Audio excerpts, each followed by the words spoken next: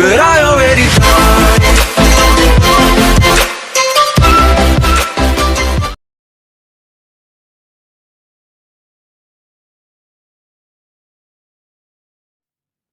Assalamualaikum warahmatullahi wabarakatuh. Perkenalkan, nama saya Muhammad Rija Pahraiji, asal kelas 11 IPS 4, dan insya Allah pada kesempatan kali ini saya akan sedikit menjelaskan tentang fase pemerintahan dinasti Abbasiyah. Perkembangan di bidang politik dan militer pada masa pemerintahan dinasti Abbasiyah dibedakan menjadi 5 periode, dan juga di setiap periodenya ditandai dengan adanya perubahan-perubahan, baik itu pemegang kekuasaan, sistem pemerintahan, dan juga kebijakan militernya. Dan pada kesempatan kali ini saya akan mengambil fase atau periode yang kelima yang akan saya jelaskan. Nah, pada periode ini Khalifah An-Nasir bisa dikatakan sebagai khalifah yang berhasil dalam menjalankan pemerintahannya. Setidaknya dapat kita lihat dari pemerintahannya yang berlangsung sangat lama, yaitu berlangsung selama 45 tahun. Apalagi dengan kehancurannya dinasti Saljuk yang membuat pemerintahan Abbasiyah pun menjadi semakin kuat pada saat itu.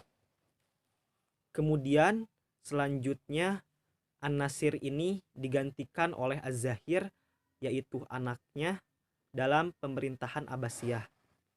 Tetapi pada pemerintahan Az-Zahir ini tidak berlangsung sangat lama, hanya berlangsung 1 tahun saja, dan digantikan oleh anaknya juga, yaitu Abu Ja'far Al-Mansur, dan juga mempunyai gelar Al-Mustansir.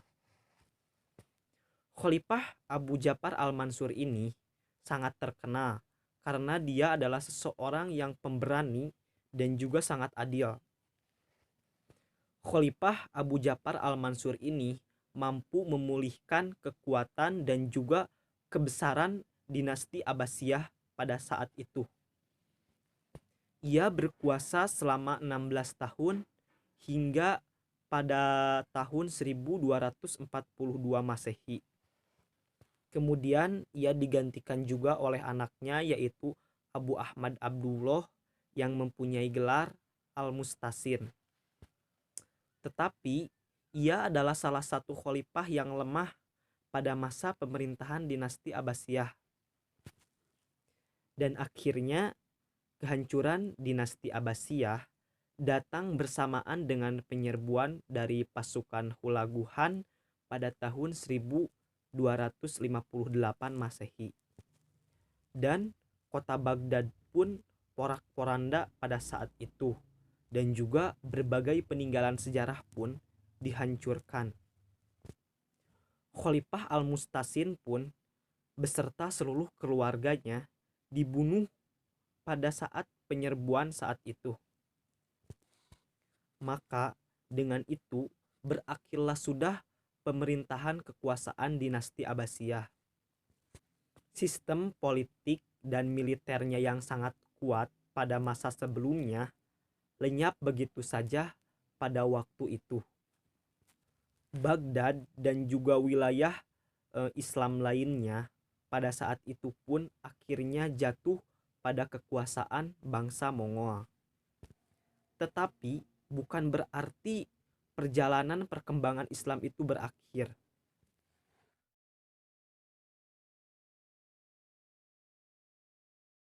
Perjalanan perkembangan Islam pada saat ini bukan tugas para pendahulu kita lagi, melainkan adalah tugas kita untuk bisa mempertahankan umat Islam di seluruh dunia.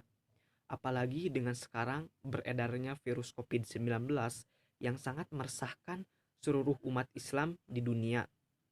Tetapi kita sebagai umat Islam harus tetap tenang, jangan panik. Karena virus COVID-19 ini tidak lain tidak bukan adalah ciptaan dari Allah Subhanahu wa taala. Karena segala apa yang ada di dunia ini tidak lepas dari ciptaan dari Allah. Oleh sebab itulah kita sebagai umat Islam, kita jangan takut akan adanya virus COVID-19 ini, tetapi takutlah kepada siapa yang menciptakan virus COVID-19 ini, yaitu Allah Subhanahu wa taala. Oleh sebab itulah, dengan adanya COVID-19 ini bukan menjadikan ibadah kita semakin kurang, melainkan jadikanlah ibadah kita ini semakin rajin lagi agar kita dijauhkan dari penyakit tersebut, karena Allah lah yang menciptakan segala yang terjadi di dunia ini.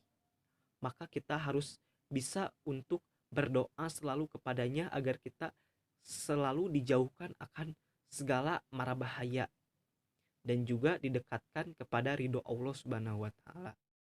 Mungkin cukup sekian penjelasan dari fase pemerintahan dinasti Abbasiyah pada periode kelima. Kurang lebihnya mohon dimaafkan. Wabillahi taufik wal hidayah. Wassalamualaikum warahmatullahi wabarakatuh. Stay home. Alright.